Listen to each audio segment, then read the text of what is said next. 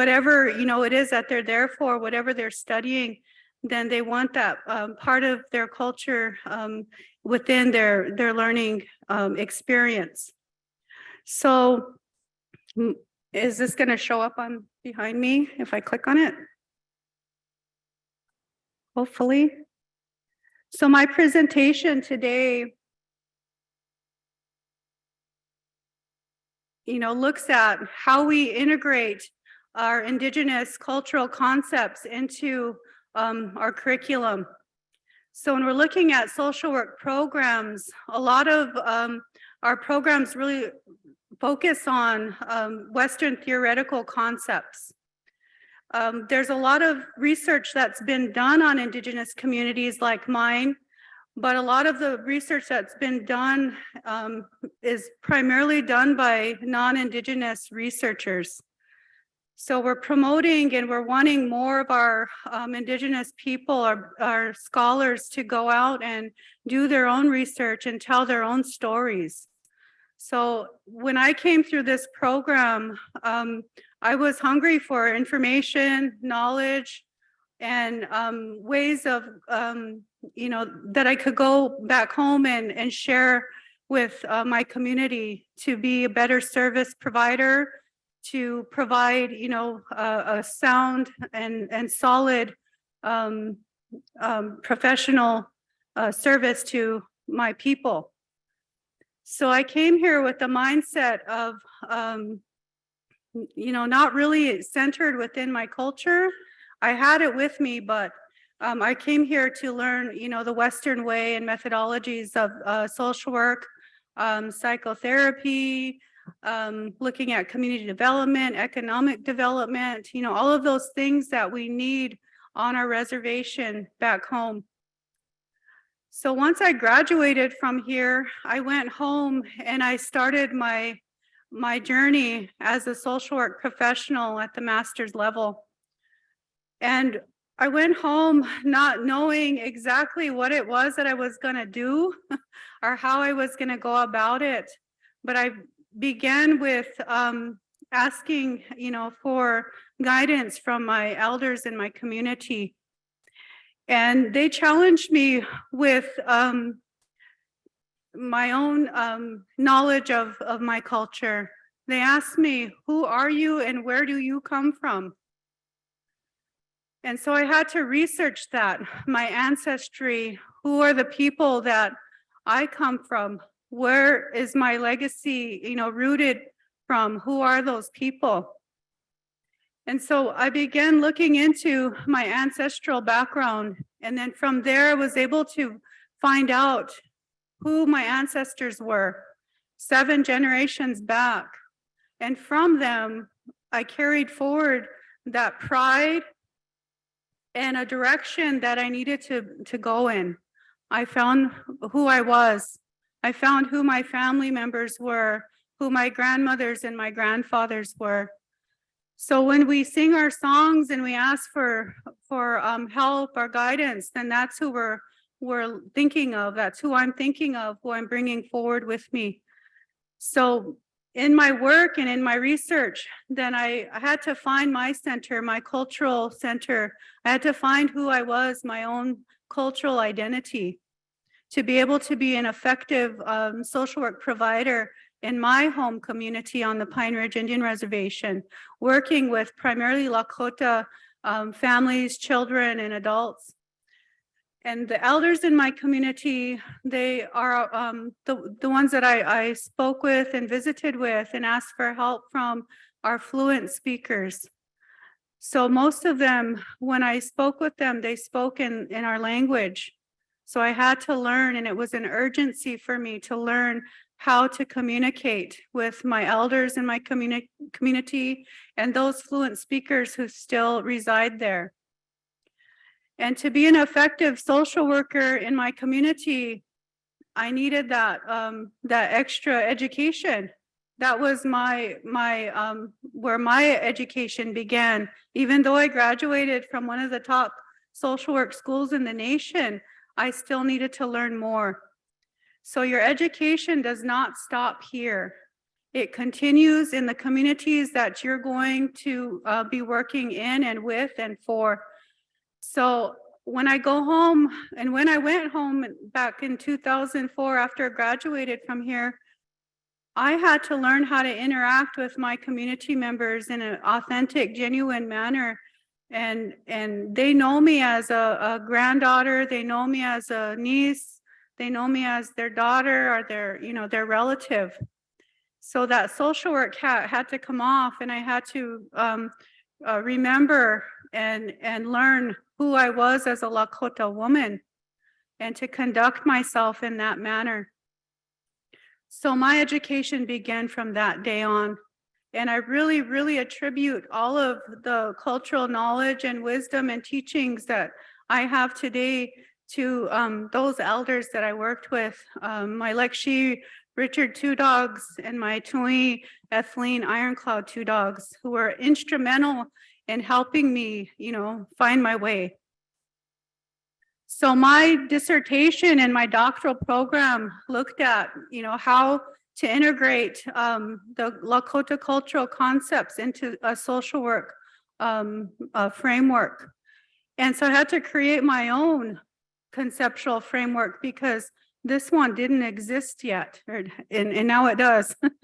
So when I went into teaching social work for Oglala Lakota College, I had to really dig deep for those cultural resources to help guide us in developing our curriculum at the bachelor's level.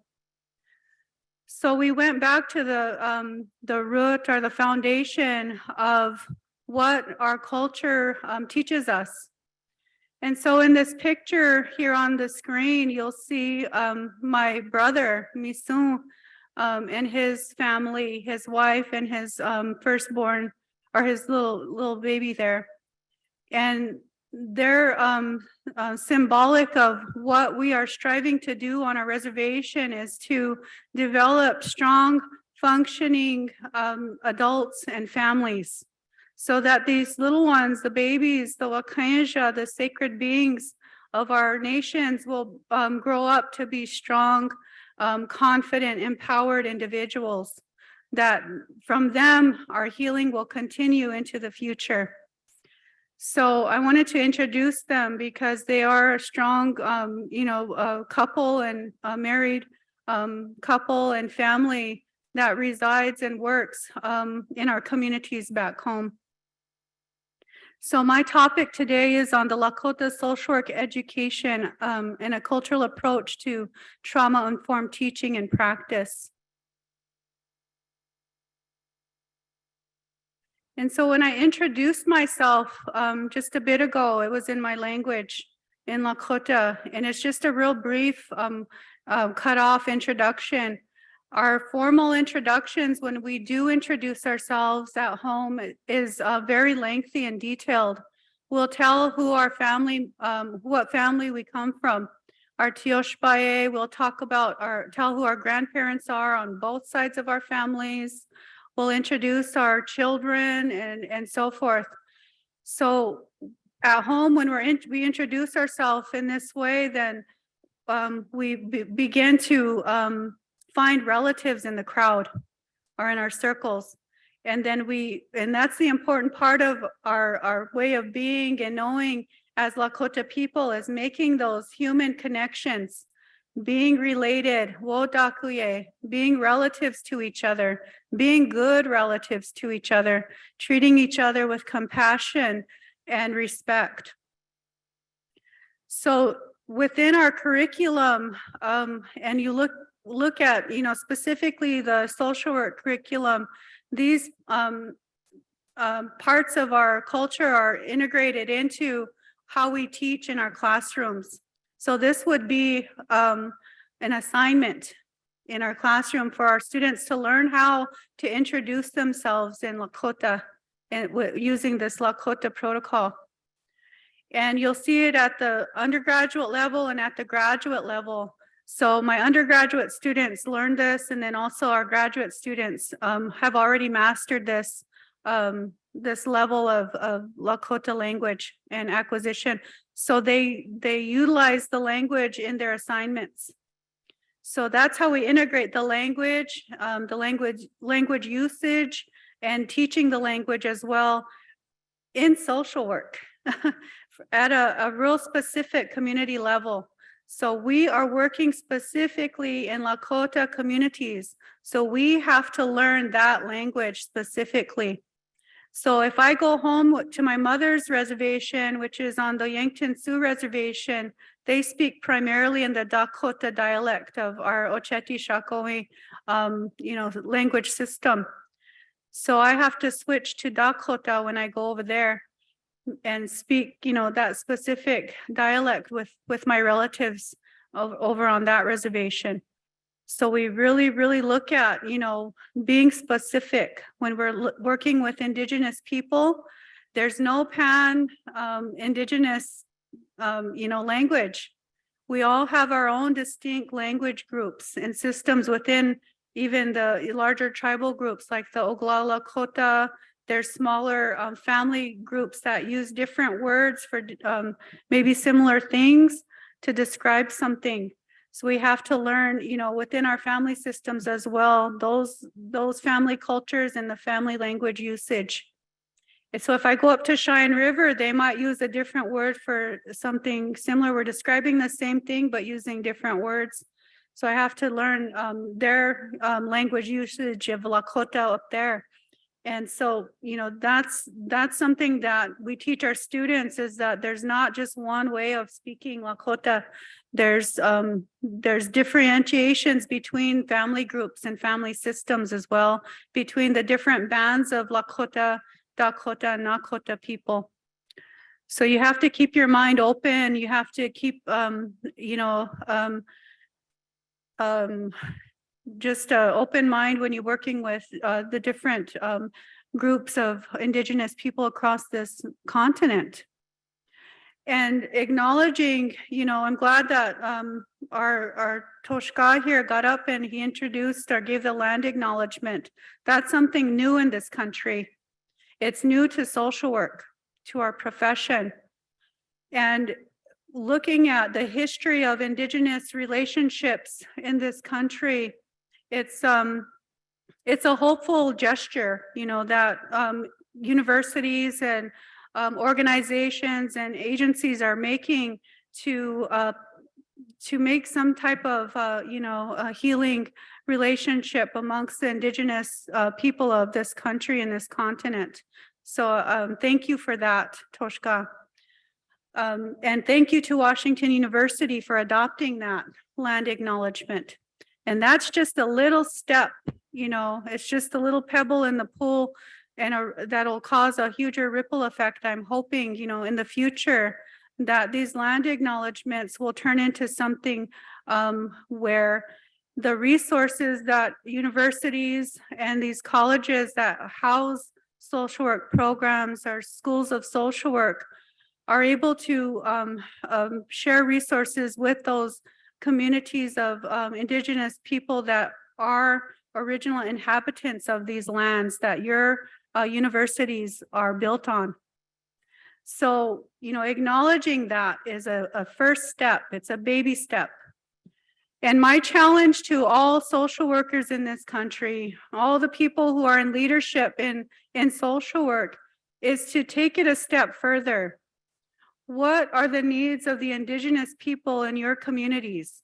And how can you help with actual resources, human resources, financial resources, and so forth? And even maybe giving the land back would be a huge gesture in the favor of not only Indigenous people, but to the entire community. And I say that because where I come from, I know all of the land formations in my area that are sacred to me. I know where I can go to pray, and that those sacred sites align with the constellations in the heavens above us. And I know that during those times of the year, those are sacred times of the year where we go and we pray at these sacred mountains and sacred land formations to make sure that all of you in this room, everyone around the world, no matter what nationality or ethnicity you are going to live long, fulfilled, happy, healthy lives. And so the idea of indigenous thought, indigenous, cultural concepts is not for the good of one person, one individual, but for the good of everyone around the world.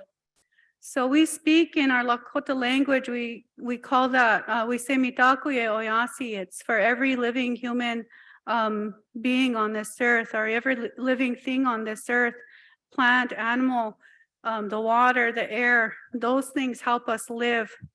Those living, breathing, natural, specimens on this earth, they help us too. So we need to learn how to help, help everything and everyone and all of those living things survive as well. So in that frame of thinking, in that conceptual framework, Lakota social work education was born in St. Paul, Minnesota, and the University of St. Thomas from my little brain here, but from my heart and from my spiritual, connection to Mother Earth and to my people and my relatives. Can everybody hear me? I know there's some of you sitting up there in the balcony areas. So my introduction ties me back to my relatives back home, and I bring them with me here today in spirit. My daughter and my husband, they shared songs with me. They recorded themselves and sent their songs with me to share with all of you.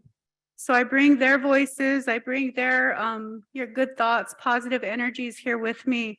My children, my grandchildren, my mother and my father, and my grandmothers and my grandfathers are here with me today in spirit. And a lot of the work that we do in within our social work program at OLC, Ogallala Lakota College, is to undo or to heal from the impacts of historical trauma. And when we look at, those deep impacts of trauma, and we look at where those come from, where that trauma comes from, it comes from a history of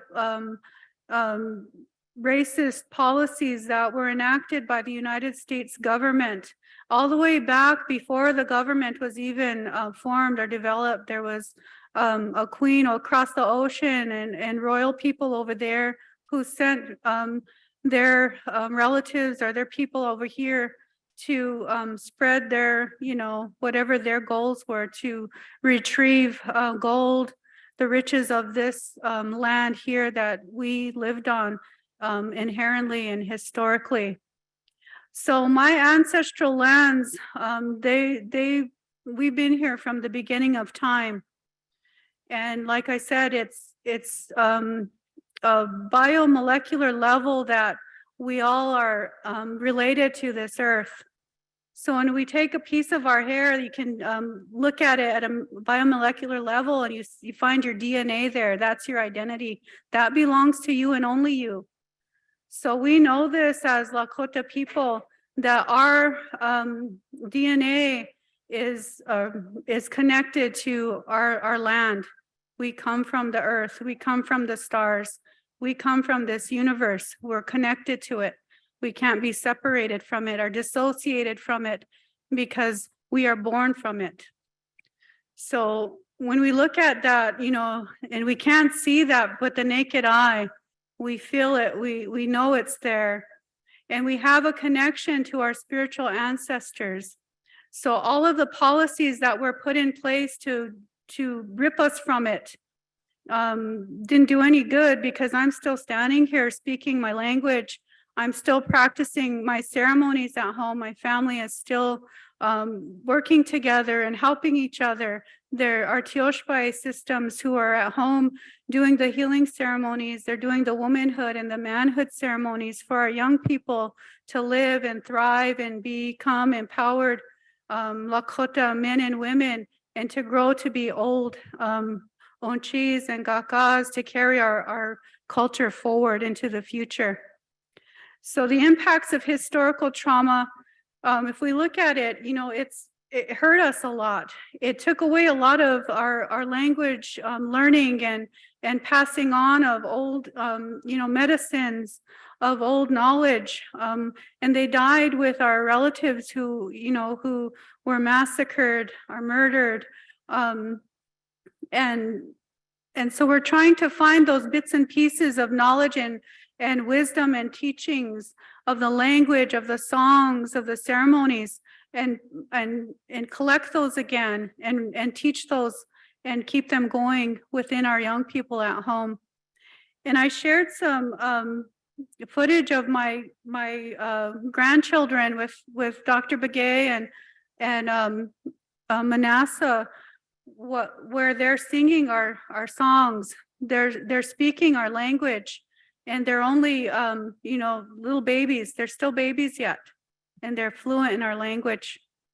My daughter, she raised my grandson, my firstborn grandson, in a Lakota immersion daycare, and now he's into a immersion elementary school.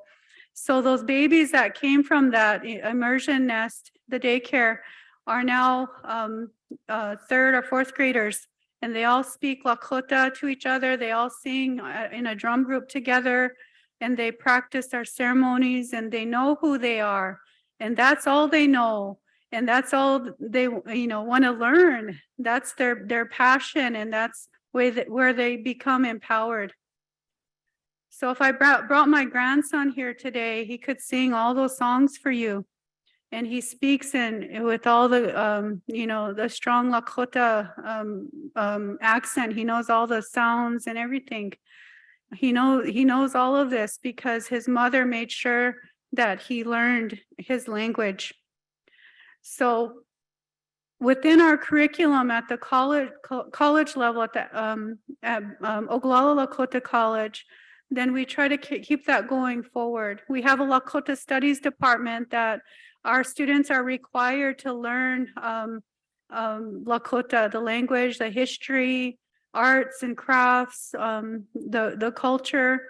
So there's a requirement in our curriculum that our students have to take those courses to move forward into the social work, core course requirements. So once they get into the social work courses, then they have already, been learning about themselves. Or those who are not from our tribe or who are non-Lakota come and they want to learn, and they come to our college specifically to learn about the Lakota culture and history. So the integration of the culture and history, the language is already, built into every part of our curriculum. Once the students start in the social work programming, then we get into the methodology. So how do you as professionals, interact with the constituents in your community, whether they're clients or not? How do you interact with people around you? Think about it. I know at home, when I go back to the reservation, the way I interact with the constituents in my community are as relatives. Everybody in that community I'm related to in one way or another, whether it's through marriage, through adoption. We have a formal Lakota cultural practice called the Hunka ceremony, which is an adoptive process where we bring people into our families. In our way of thinking, in our cultural way, to have a big family was to be wealthy. If you had a lot of relatives, you collect relatives, then you have more resources to help you throughout the year, and the better off you are to survive. So when we look at it in that way, then when I go into my community, then I'm collecting relatives. I'm making sure that everybody in my extended family, in my Hunka family, are taken care of in one way or another, and checking on them, just reaching out, making sure that they're doing okay and being a good relative to them, showing them kindness, love, and compassion and respect, and making sure that whatever resources I have, I share them with them. That whatever I have, then if they don't have that, then I'm going to try to help them find that or give what I have to them. That's our way of relating to each other, and our way of wotakuye, our relative systems, our family system way of being. So within that interconnectedness as relatives, then there's also a spiritual connection too. We want to make sure that not only are they physically taken care of, that they're also spiritually taken care of. So when we look at spirituality from a Lakota cultural context, it's not about solely prayer or doing a religious, ceremony. It's about how we interact and how we acknowledge one another. So you're not just acknowledging a person or a client, you're acknowledging a relative. So the first part of my language acquisition was learning how to address my relatives. So calling them by their kinship term in Lakota. So when I do that in that manner, when I address my relatives with my Lakota kinship terms, then I'm making that spiritual connection with them. So for example, when I first learned how to address my younger brothers, I'm the oldest daughter of 7 children in my family.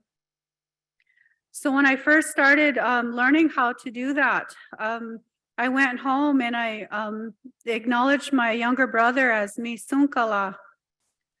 And in our family before then, we weren't used to doing that. We would just call each other by our first names.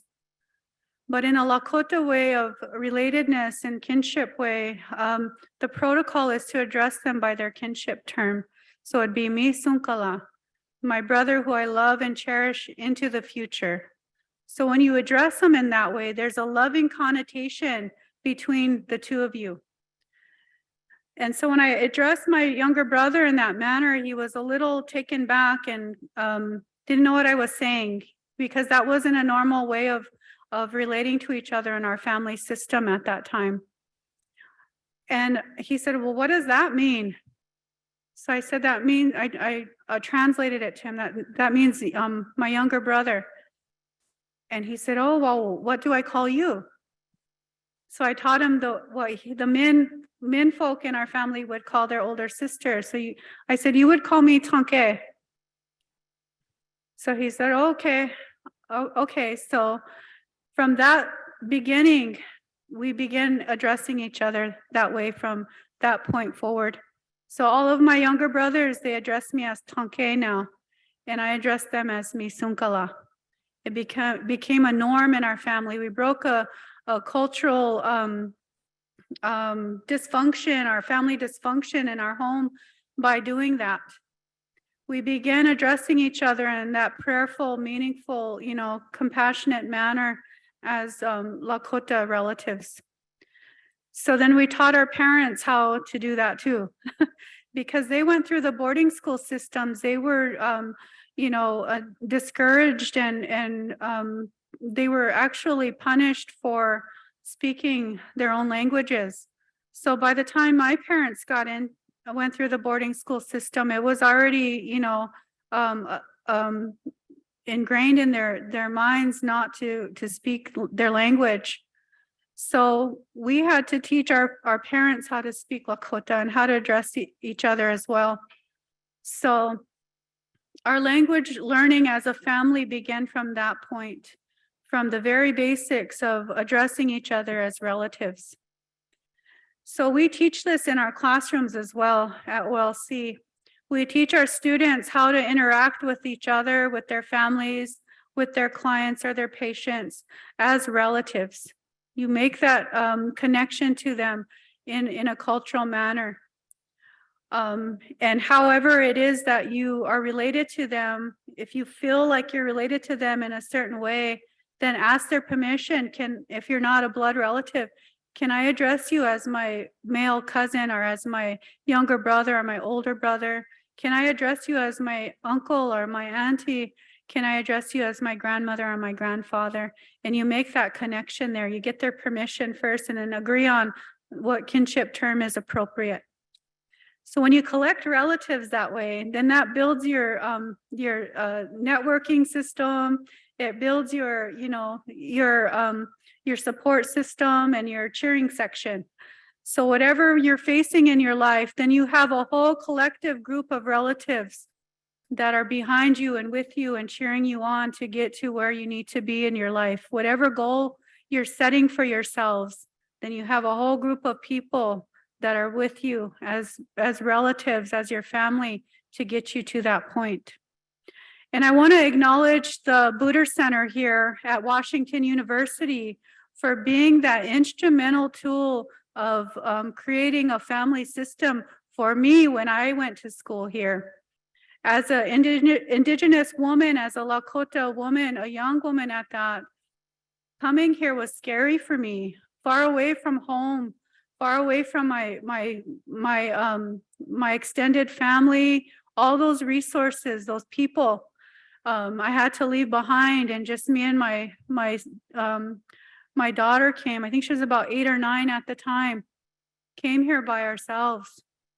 So we had to collect relatives quickly and find those people who are going to be those positive support, persons, those guideposts in our community here in St. Louis to help us find resources, to help us get, through this time here, through my journey, those 2 years that I was here.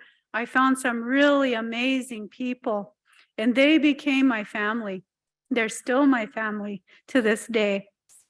So when you make those connections, you're meaningful and purposeful in the way you interact and you relate with people at a genuine, authentic level.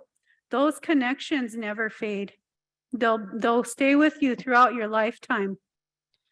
So those are the connections that we want to teach our professional social workers that are graduating from our program to understand how to relate to their clients at that level. So that when they're working with an individual or with a family or a group or a system, they're going to make a huge impact on that individual at all those levels. They're going to make a change. They're going to force a movement of change so that it'll happen and move forward into the future. It'll progress and it'll be a good one. So when we do those actions, when we put that energy, we put those words out into the universe, those are our prayers. So when you formulate a goal in your mind, something that you want to do, you have a dream or a vision of what you want in your life, or you want your life to be like in the future, that's envisioning something. It's a prayer. So when you think about something in a positive manner, in a beautiful way, and you think about it like you're painting on a canvas, you paint that canvas in the most beautiful way that you ever imagined, and then you put the action into place, it'll come true.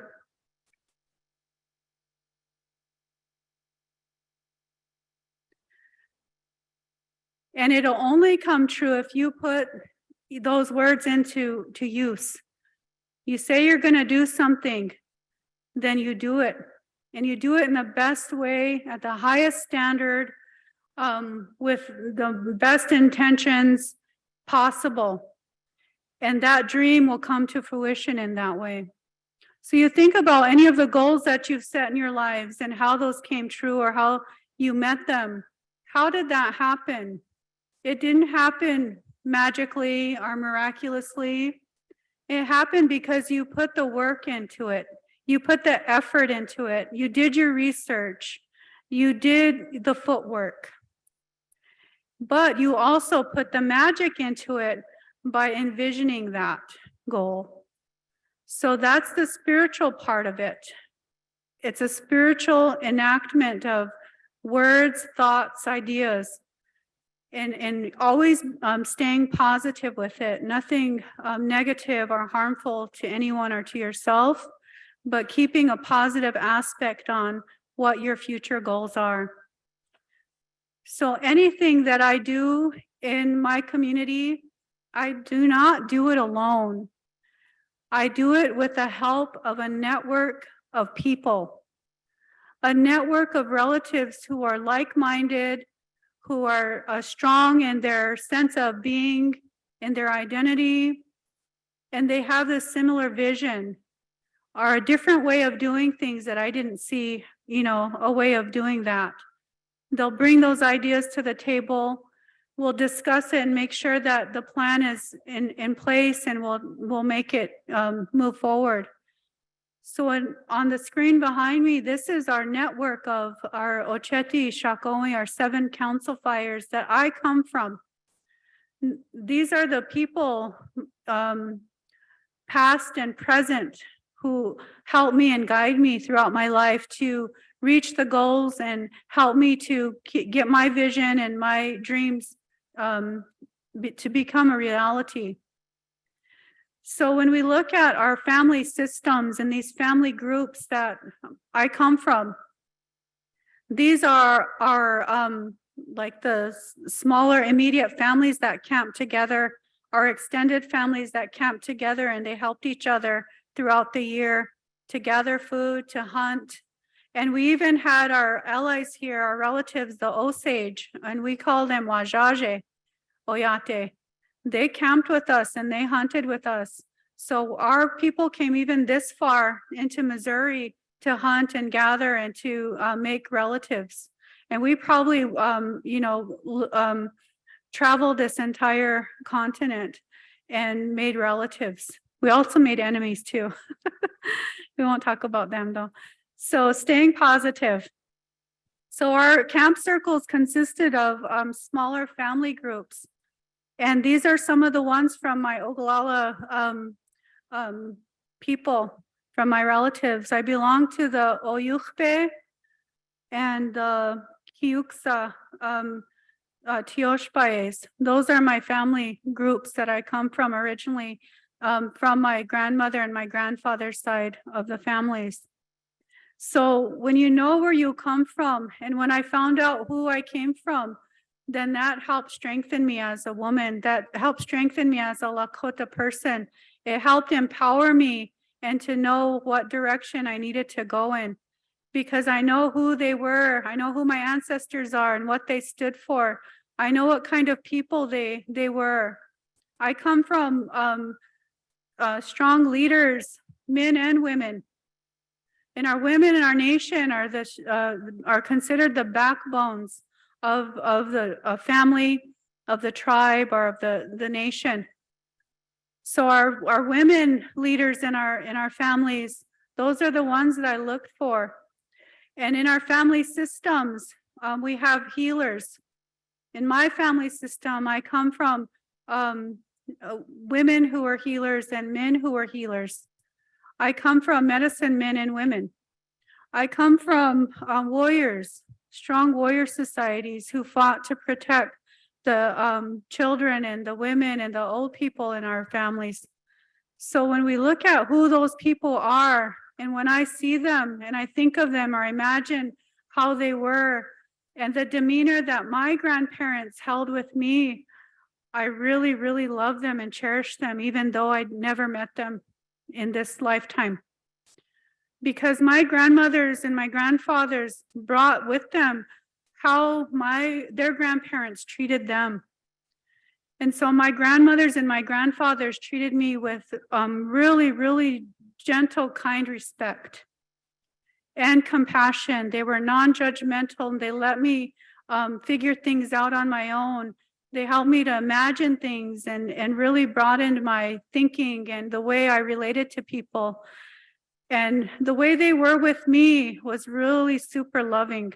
They never had a unkind word to me. They always filled me with admiration and really beautiful affirmations. You're so beautiful. You're so smart, Takoja, my granddaughter. You can do anything you put your mind to. Those were the kind of people who raised me. Those are the kind of people who helped me heal. Those are the kind of people who raised me into who I am today.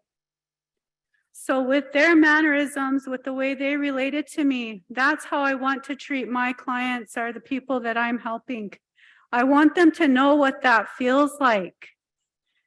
And not only them, but we think about, you know, my children and my grandchildren. I want them to know my grandparents and the way they related to me. I want them to feel that.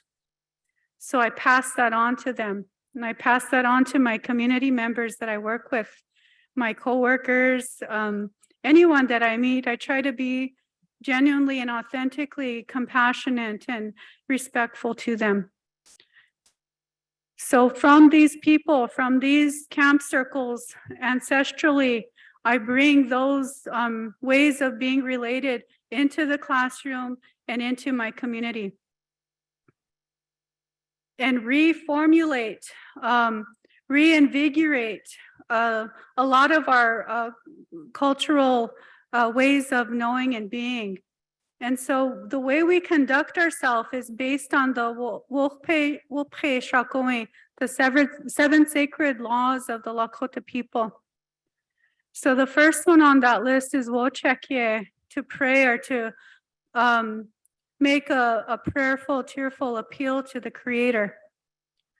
The second one is Wayu Oniha, to have respect. So if I have respect for myself, if I know, you know, who I am and how to conduct myself, I'll know how to treat you. I'll be respectful to you. That's the thought and the concept of being respectful, to not overstep my boundaries with anyone, to read people's energy, you know, read the room and understand where I stand in that circle or with that person, that individual. Woksape, not only to just be given wisdom, but to seek it, to really do my research and my due diligence and really make sure that what I am reading is true, it's truthful, it's honest, it's not skewed or distorted information, that I'm getting the truth of whatever it is that I'm researching. And I go to the source. And so we cut through all the, fogginess, and we get to the source of the truth in the matter, and make sure that whatever we're learning is going to be that way. It's going to be truthful, open, honest, and pure, information. Woachitanka is to have that fortitude, the strength of mind and being, to withstand any challenge that comes to us or that we're facing, so that when we have fortitude, we're not going to buckle under pressure. That whenever a strong, challenge is in front of us, we're not going to run the other way. That we'll stand there and we'll face it and we'll find the resources that we need to get around it or through it, over it, around, and we'll get to the other side. And then the Wachante Ognake is to carry the people, or carry people within your heart or close to your heart. That's what that means, to have compassion, to be generous, kind, and then also to be nurturing to people. And Wowachwala, to walk with humility. So not to be boastful or braggadocious, but to do what you need to do without putting yourself out in, the spotlight. So this is kind of weird for me. I'm an instructor, but in like natural environments, I'm really shy. I'll stay to the back of the room and be quiet and listen. And then I'll ask questions in a more intimate or away from the spotlight. So in the way that we look at humility at home, it's something to honor. That somebody's humble, then they have that strength of mind to be quiet and listen and to process information, and then have a clear thinking and understanding of the world. And And they don't try to disrupt or cause chaos or anything like that. They're trying to create peace and a way of working together that's going to be purposeful and impactful. And then the last one is to have wo'ohitika, to take courage, to be brave. And that doesn't mean, rushing up to your enemy and killing them or hurting them. It's to take courage and facing yourself, looking at yourself and addressing what shortcomings you have and looking at that in a brave way and trying to find ways to change, to turn that around and to be walk in a better direction or find something that is going to help heal you. That's really what courage means in our way of thinking as a Lakota person, is that we look at how is it that I can change myself so I'm not hurting anybody or hurting myself. Taking courage to do things that are scary. I mean, like moving away from home, away from your family or your friends to commit yourself to getting your education. That takes courage. That's bravery there. And then making sure that when you come home that you're reintegrating yourself back into your community, but using those tools and that knowledge that you've gained to make a better impact on those people in that environment or that community that you're going back to. So all of these 7 sacred laws are a part of our curriculum as well. These are ethics codes that we have our students sign on to when they're coming into our program, just like we have the NASW Code of Ethics as social work professionals that we agree to when we come into this profession. These are my ethics codes as a Lakota person. So as a professional Lakota woman, as a Lakota social worker and educator, then these are the ethics that I try to maintain in my daily business and functioning throughout my day and every day. So we align these Lakota ethics codes, our Lakota values and virtues and those laws with the NASW Code of Ethics. So how do they align? How are they similar? So all of those elements of, having respect, having compassion, generosity, fortitude, they all align perfectly with the NASW Code of Ethics, because as social workers, that's who I envision myself being is a really good relative to my clients. So I'm going to hold myself accountable, and I'm going to hold my colleagues accountable to those codes of ethics.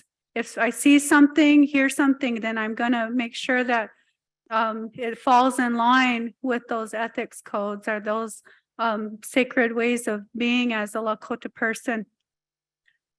So we look at, self-determination, cultural awareness, and social diversity in our social work codes of ethics as they align with our Lakota virtues. We want to make sure that our students understand what their purpose is in relating to their clients and to their community at all levels and with each other.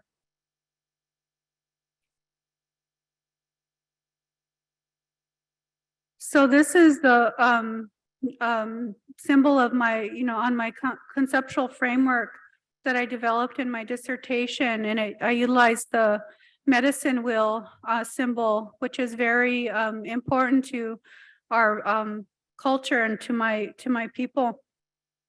And it's a symbol that's important to a lot of Indigenous groups across the country. So you'll see this come up a lot in when you're doing research. You'll see this symbol come up in different Indigenous studies. So for me, I'm looking at, the 4 quadrants here on the medicine wheel and aligning those with the NASW Code of Ethics. So we have our cognitive, spiritual, physical, and emotional parts of ourselves and of our clients as well. But how do we enact those, those ethics and those Lakota values within each of those quadrants? So just demonstrating how we use critical reflection to make sure that we're addressing whatever healing that we need as professionals is taken care of. So in my healing journey, it was not only just for my professional services to my clients, but it was for my healing so that I could interact better with my relatives, with my family. They came first. So within that healing and self-reflection, I had to think about it critically. How am I going to enact change in my own family system as a mother, as a grandmother, as a wife, in my family, as a daughter, as a granddaughter, and so forth? So looking at, all of my value systems and trying to find the parts of me that were damaged or traumatized and find healing, whether it was through, therapy or through my traditional Lakota ceremony and religious practices. So this is what, the framework that we use at Oglala Lakota College to make sure that our students are understanding their identity, their ethics codes as far as professional social work goes, and also integrating their Lakota cultural concepts and ways of being and knowing into their practice.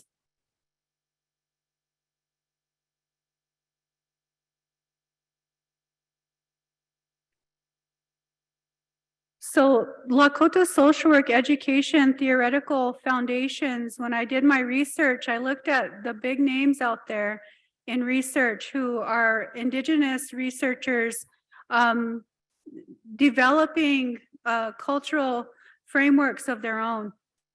So one of them that I found a lot of information in the literature out there is through Michael Yellowbird, and a lot of you probably already have read his work. And looking at Bell Hooks' work with anti-oppressive teaching methods, trauma-informed teaching pedagogies by Janice Carello and Lisa Butler. And then looking at the educational sovereignty framework by Mull and Ruiz. So all of these people came from Indigenous communities, whether it was, from Mexican American communities or from Indigenous communities in Canada or throughout this country in the United States, and also from other, diverse groups, ethnic groups. Sorry, got tongue-tied.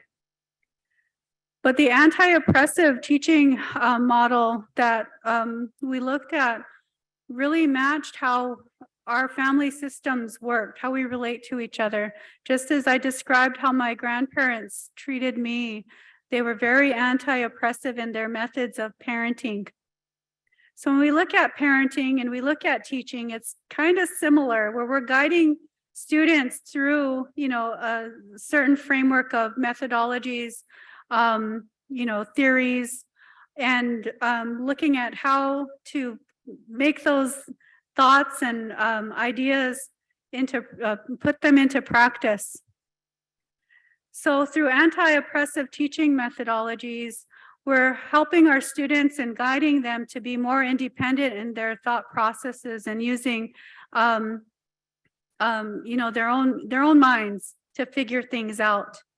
And we're not spoon feeding them information, but helping them to understand the importance of researching things on their own, finding things and resources that are going to help them to understand whatever it is that they're curious about or that they need help in developing, in their community. If they're missing services and programs, there's huge service gaps on our reservation back home where resources are not available to fund, certain service sectors in our communities. So it takes a lot of innovative thought processes to make sure that those gaps in services are covered in some way, in some form. And a lot of it is through grassroots efforts. And when we look at grassroots community work, it's a lot of relatives, family groups working together to ensure that other relatives are being taken care of. So if we have homeless or houseless relatives in our community, then we have people in our community, and it's usually not organizations, whether it's government, whether it's, fully funded programs. It's people who have their own resources that are not professionals, who are finding those relatives and getting them warmth.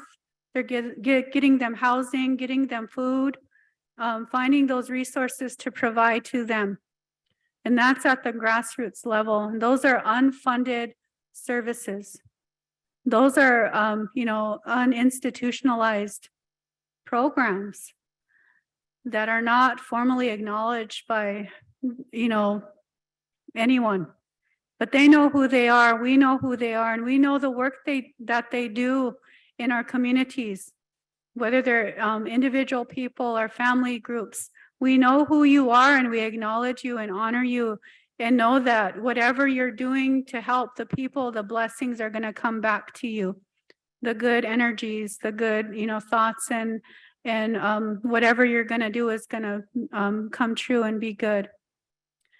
So when we look at, decolonizing any type of system, decolonization is a catchphrase, I think, that, everybody uses to death. But it's something, I think, that it's looking at changing systems to fit indigenous ways of being and thinking and knowing. So when we bring back the cultural aspects of our ways of being and conducting ourselves, then systems do change. And I've seen it happen, and I've been a part of that change. And it changed me. When I began learning about who I am as a Lakota person, it changed me forever. So who I am is who you see here today. I'm this person all the time, everywhere I go. And that's something that was encouraged to me by my aunties and my tuis, my grandmothers and my aunties and my ina, my mothers. And I have more than one mother. I have more than one grandmother. I have more than one auntie out there that have taken me under their wing and have taught me, what they know about our culture and our language and ways of being. So through them, then I learned who I was. And I learned that I am a very powerful person in this universe, on this earth. Because I'm a woman, I can bring life into this world. I am a mother. I have 9 children that my husband and I, raise and take care of. Well, we have adult children. They take care of themselves and their own children. But, as they were growing up, then we helped raise them together. So as a mother, then I help bring that life into this world. And in that way, I am powerful, and I acknowledge that. And I'm not ashamed of who I am as a Lakota person, as a life giver, as a leader in my family, as an older sister, and as a daughter, as a granddaughter.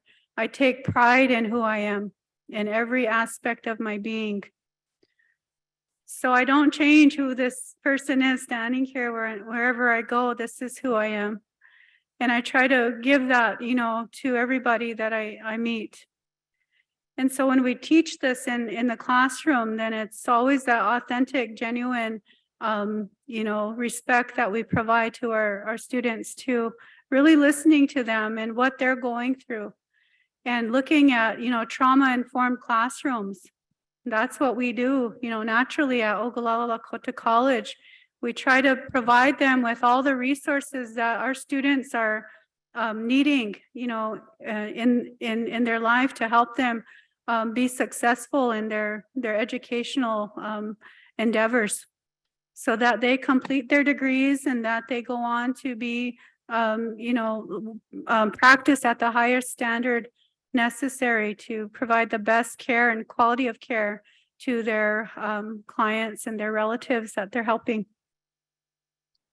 So looking at our students, listening to our students, helping them find resources, bringing those resources to the college, whether it's transportation, whether it's free meals, looking at how we can make education affordable.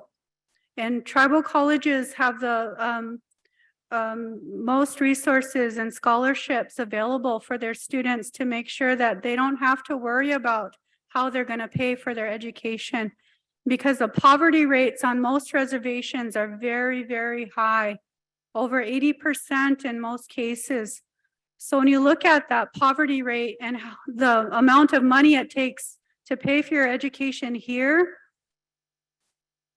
it's a huge hurdle that a lot of Indigenous students have to consider when they're looking at pursuing a degree of any kind.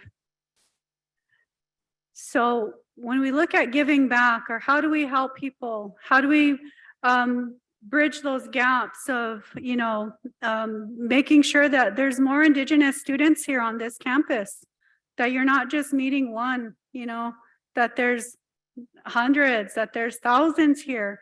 How do we encourage that?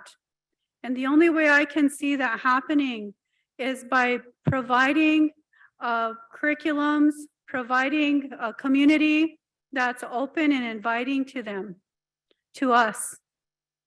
And if you don't have that in place, if they don't see themselves in the pictures on the walls around this campus, they don't see themselves on the website, that tells us that, you don't belong here. We're invisible. You don't see us. So that's blatant, so if you have the visuals, in your campuses, on your campuses, that's more inviting. But not only that, that's just an aesthetic.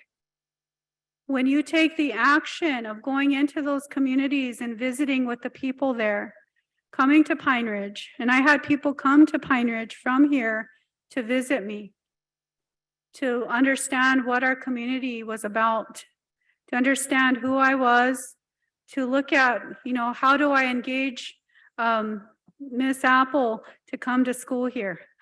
How do I get her to understand that she's wanted here, needed here? And so when you look at recruitment ideas too, what is it that you could do more culturally here for all Indigenous students? How would that look? What would that sound like? What would that feel like? What would that taste like? So look at your menus, look at your, your media that you put out to the public. What kind of cues are you giving to Indigenous nations in this country? What kind of invitations, what kind of alliances are you making? What kind of bridges are you building to make sure that those people that are wanted and needed here get here, they get the education that they need, and that they don't have to worry about anything, that they're going to be supported in their dreams and their educational goals, because they're needed back home to provide those services to people who are very high risk. And on my reservation, we're leading in every health disparity that you can think of. The percentages of people dying from cancer, diabetes, from alcohol and drugs, from suicide is very high. It's too high, and one too many of our people are dying from those illnesses and diseases. They're dying from poverty primarily, and from the lack of resources and compassion from people who do hold the power, who do hold the most resources in this world and the country, because we want to make sure that our people at home are taken care of with that same love and compassion that I described earlier in my presentation. I want to go home and make sure that they have everything they need, I want to make sure that in some way that we're building, all of those gaps in services so that there's something there, that there's a safety net for everybody. So when we look at building, educational methodologies and frameworks and theories, then look at how do you integrate, those cultures, the specific cultures from the areas that you're working in into your curriculum or into your service provisions, into your policies and procedures. What kind of connections can you make with the actual natural traditional healers in the communities there? How can you bring them in and invite them and meet their protocols? Because when I go home, I have to meet my cultural protocols. I have to know them. I have to be able to communicate in my language with my elders and to my ancestor spirits through a specific, really strict protocol. And so when we look at that and how I practice in my community is through those protocols first. I put my culture first when I'm practicing there. So, think about those things when you're discussing and you're planning, when you're developing programs or different models of care. Look for those indigenous populations where you're living or you're working and invite them to the table. Open that door wide open and let them all come in, not just one at a time. Let all of them come in who are willing and ready and able to share their knowledge and their resources to make sure that all of us in this world are going to be able to survive in a way that we're not just surviving day to day, that it's going to be at a quality of care level, that it's going to be at the highest standard possible. And all of them, all of the people that I can think of and who are suffering out there deserve that. Everybody deserves that high standard of care. So that's a part of our curriculum, is teaching that.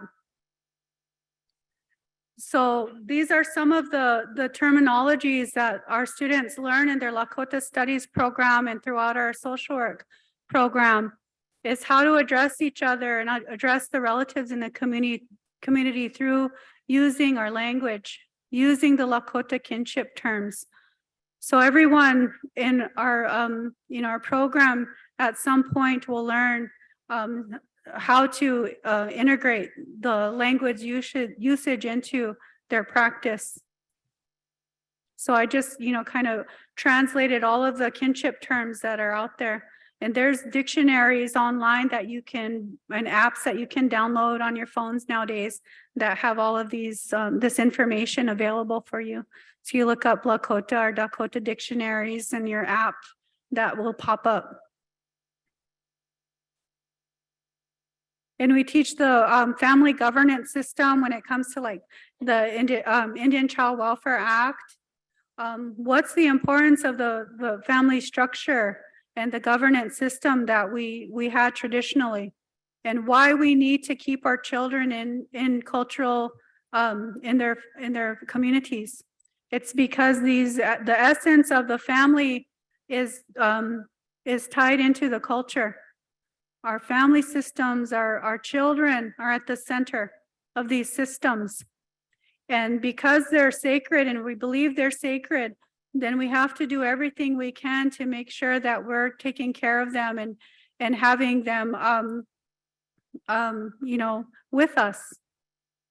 So we teach this part of the cultural framework within our curriculum to help students understand the importance of tribal sovereignty and how it relates to the Indian Child Welfare Act and keeping our children from being adopted out to non-Native families and keep them within the culture. And so our governance systems, they show us how to relate to one another. So within the TP structure and envision or kind of visualize in your mind what that would look like inside of a circle. If we were all seated in a circle, which way is west? That way? So in the west direction, then the eldest male and female of the family would sit there, and that's the place of honor. And then the men and the women were separate. So the men would sit on that side of the circle, and then the women would circle this way from eldest to youngest. And in our teepee structures, the east side of the teepee was the entrance. That was the doorway that greeted the sun when it rose. And then, so the children and the young people sat closest to the door to guard it. And because they're most agile, they could jump up to defend or whatever and protect the family from incoming intrusions or threats. So there was a responsibility amongst each individual family member in that circle. Everybody knew their role. Everybody knew what their responsibilities were to one another and to themselves. And from the eldest to the youngest, the eldest shared their wisdom, you know, like this, and it just rippled down to the youngest one. So they all had that same information, and they knew how to plan accordingly. They knew how to share information, and it was on a consensus basis. Everybody shared their information, and then they decided together on how they were going to address whatever issue or however they're going to plan to do something together. So everybody had a say so, even the young ones, the little children. And if you have children and you interact with them, they're some of the most honest human beings on this earth. They'll tell you straight, you know, if you're ugly or not, or, you know, if they don't like you or they do, you know, they let you know right away. So their input was important as well. They weren't shoved to the side or silenced. We made sure that we heard from them too, what their needs were, what they thought, and what they, you know, what they thought was the best possible route to take when we were planning as a family. So when we look at planning and how we addressed each other, how we related to one another, how we cared for each other, we always planned generations into the future, not just for tomorrow or next week or for the year.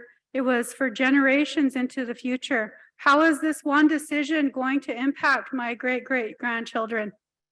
What is it that if I do today, what behaviors I set in place today, how is that going to impact my daughter and her son? How is that going to impact my grandson and his children into the future? So when we think that way, generations into the future, that's a whole different way of planning. So when you put an idea, you put a plan in place, then that's going to impact for generations. So we always looked at our resources, what resources we had available. So we looked at our cultural interventions. What is it that's going to make the biggest impact and change for our future generations? So these interventions, these traditional cultural ceremonies were given to us through spiritual ways, through the Creator. They showed us how to do these things.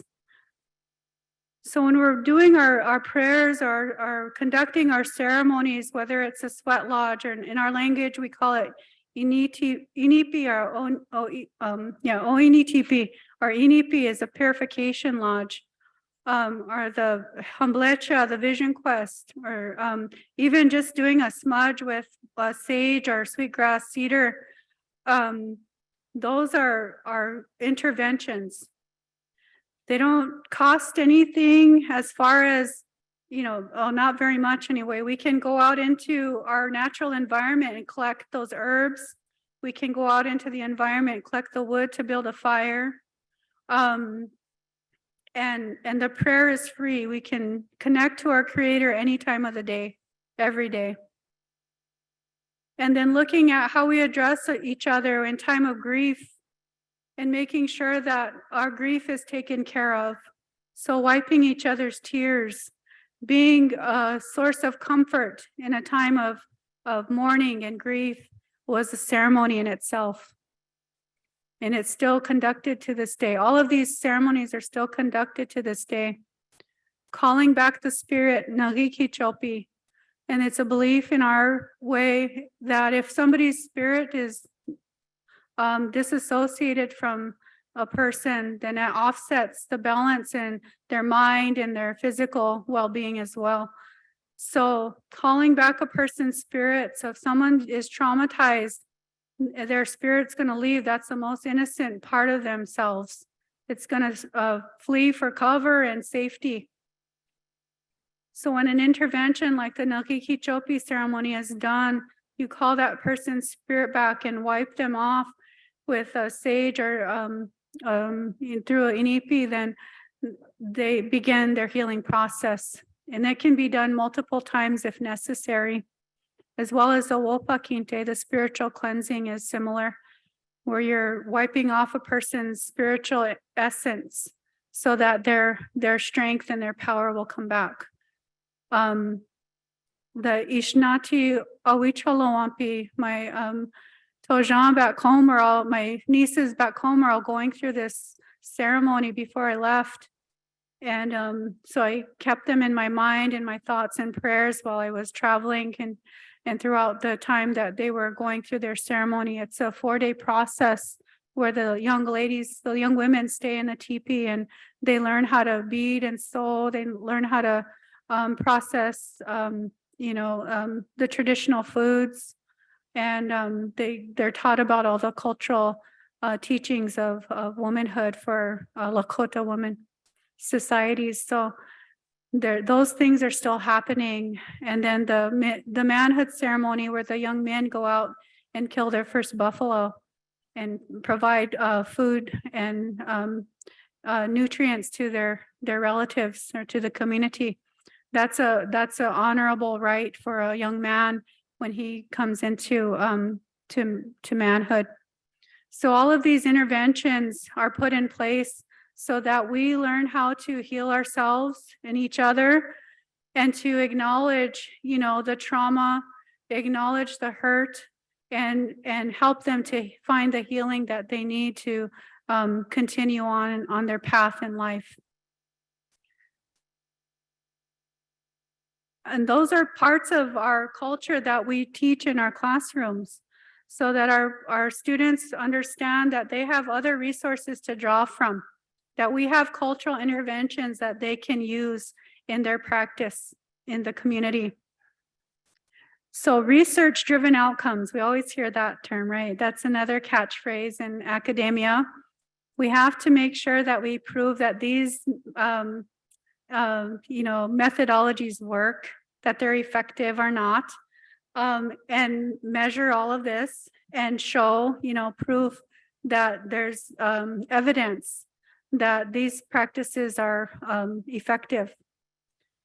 So we were always challenged with that when we were saying, well, we just take our relatives to the sweat lodge and it helps them. Well, how? Researchers ask, how does that work? And what methodology, what processes happen when you're in there? And so, writing that all down is really unnatural to our cultural way of being and knowing, because we just know it works. Why do we have to prove that? If somebody goes in through our spiritual ceremonies and they come out feeling better and doing better, it just works. But through academia, we have to prove these methodologies work. So there's ways that you can do this, that you're not going to overstep boundaries or break protocols, spiritual protocols especially, that you're acknowledging those whenever you're doing research in Native communities or Indigenous communities, that you're contacting people there who are culturally competent. That's what another catchphrase, but who are knowledgeable, who have grown up there and lived there their whole lives. They know the language, they know the layout of the land, they know every community member and where every family group originates from. You contact those people who are the natural resources, human resources of that tribe or that nation, and make sure that you're learning what their spiritual protocols are and even contacting a traditional healer. Because the traditional healers in our communities are the most sacred resources we have available to us for everything. They're our general practitioners. They do the mental health work, the behavioral health healing work. They do the physical, healing work all around. There are very sacred and precious resources. So for us, whenever we go to them, we do it in a very respectful, calculated way that we're not infringing on their time, that we're, very respectful of their own health too. And we provide them with what they need. So we bring them a gift and in exchange for healing or for some information we give in exchange, we'll give them a gift. And it's not usually not monetary. It's something that they'll need and use, that they could, really, that holds value to them. So your communication is really important when you're working with Indigenous communities, that you just don't show up and say, hey, I got a cure for you, or I got this great, intervention that I think will work awesome for your people. You don't go in there with that mindset. You go in there with humility and as a learner always, even though you might have the highest degree possible out there and wrote all these wonderful publications and did all this research, you still don't know nothing. And you have to think of that yourself in that way when you go into these Indigenous communities and are working with those people there that have lived there and they know, and they're born in it, from it, that you are a learner when you go there, no matter what. And as a relative, when I go home, then they tease me and they call me doctor. And, it's in a loving way. It's not in a mean way. So when we tease each other at home, it's, if you don't get teased, then they probably don't like you, is how we say it. So they tease me all the time, and they tease me and call me doctor. And I still don't feel like I'm a doctor. I still feel like that niece. I still feel like that granddaughter, the little baby girl that they raised. And I give them reverence. I give them that respect because I still don't know nothing. I'm still learning. I'm still a learner, and I'll always be a learner. I'm still gonna, look for and search for that wisdom every day and throughout my life. So I want to leave you with that information. We have a few minutes left for questions and any comments that you have. Anything that you're curious about, or something new, a takeaway that you've, information that you've taken away from this, I want you to share that with me before we end today. So, Pilamayapie, and we say thank you in my language in Lakota, or Pidamayapie. Wopira tanka, wopila tanka, ichichapie, hechetu.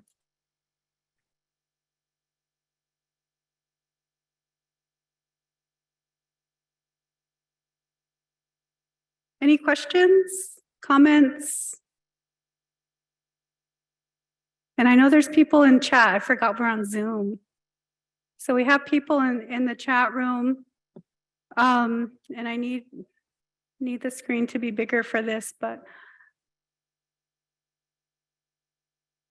I want to say hello to Alex and Liz Vestal.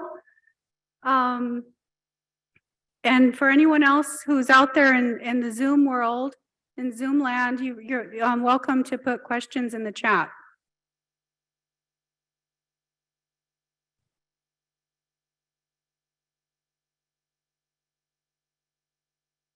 Yes.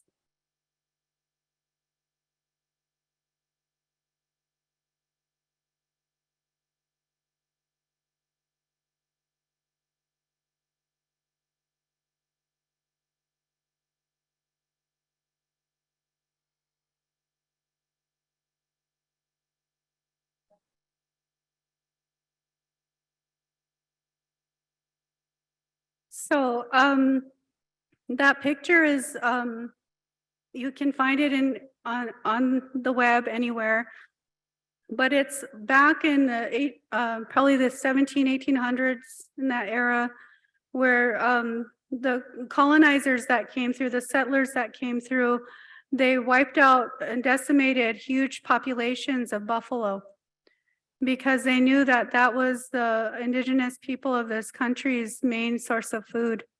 And we used their hides, we used every bit of the buffalo for our clothing, for our teepees, for utensils and tools and weapons. So they decimated a lot of the buffalo herds back then to starve out the indigenous populations and move them out of those territories so settlers could come in and reap whatever resources were there, whether it was the land itself or gold or oil, whatever it is that they found and that would enrich them. And then they found ways to move indigenous populations out of those areas. So historically, this land here along the Missouri River in the St. Louis region was home to the Osage Nation, who were forcibly removed to Oklahoma. And so, the Lakota and the Osage, we call them Wajaje, we hunted together. We hunted those buffalo herds together. So moving and relocating, forcible relocation was another tactic that they used among decimation of our food sources. So that's a part of historical trauma, because we had a close relationship with the buffalo. Those were our relatives. So it's like somebody coming in and just massacring your whole family. You know, that hurt is still there. There's still grieving going on in our communities. And this month in December is a time at home where my family, my husband's family, they're descendants of the Wounded Knee massacre victims.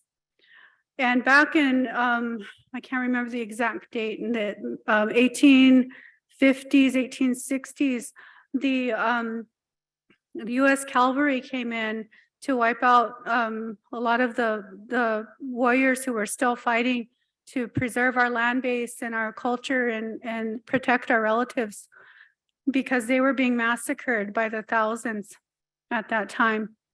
So we were at battle with them.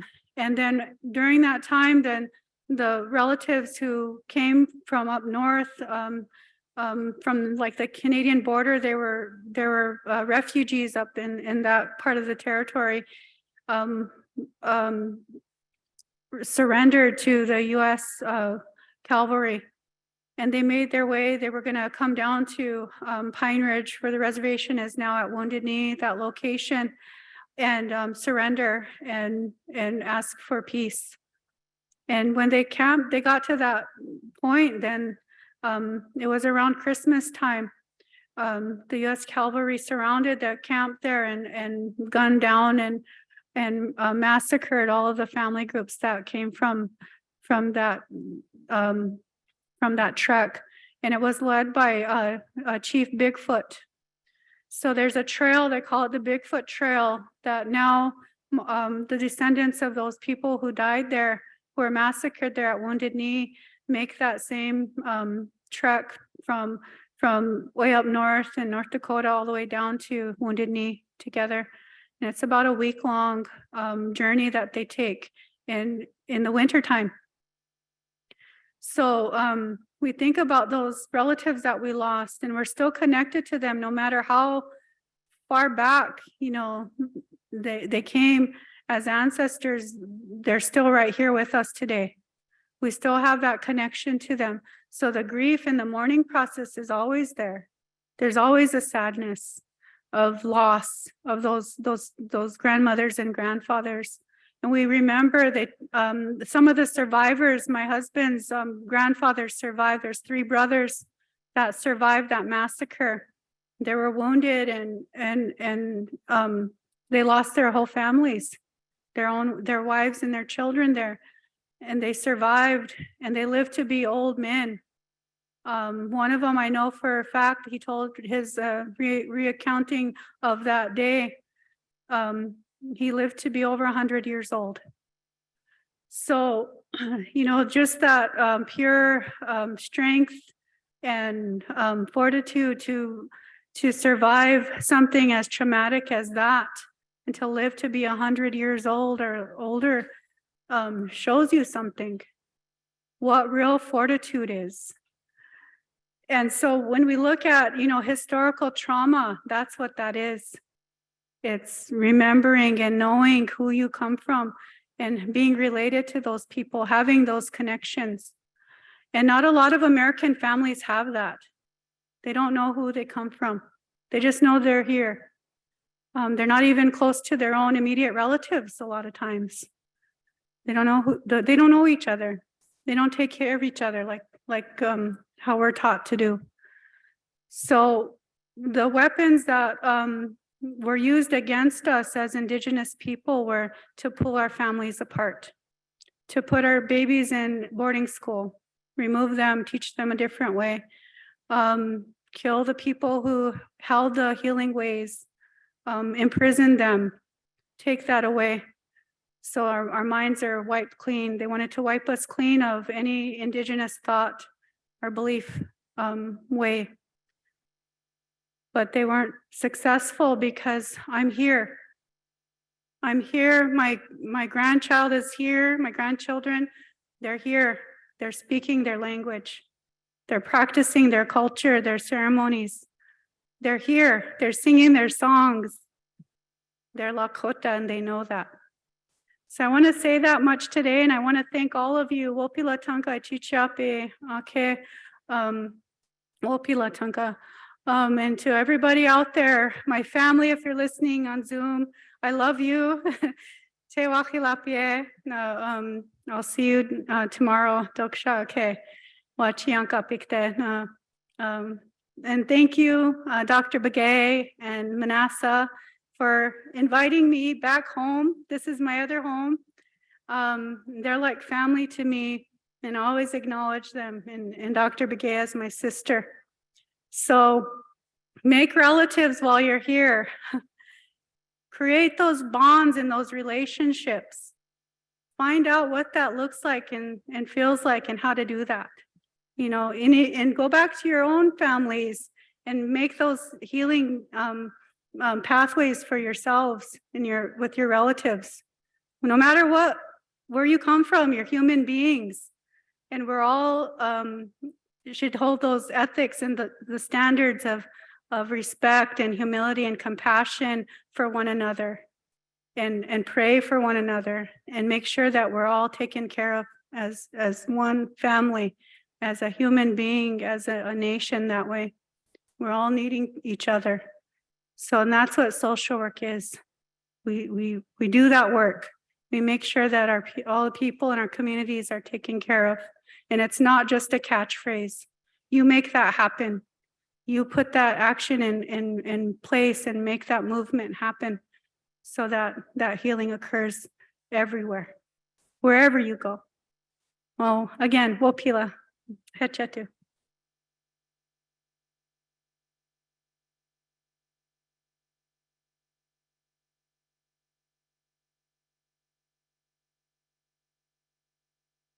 Just want to thank again Dr. Apple for coming out here and sharing some words with us. They're very touching and very true. And I want to thank everybody here for attending and for being a part of this. And I hope you guys all learned something. And if anybody out there in the world is one of those people that needs CEUs and that whole deal, please send me an email and I could make sure that gets done. But thank you all for attending and have a great rest of your day.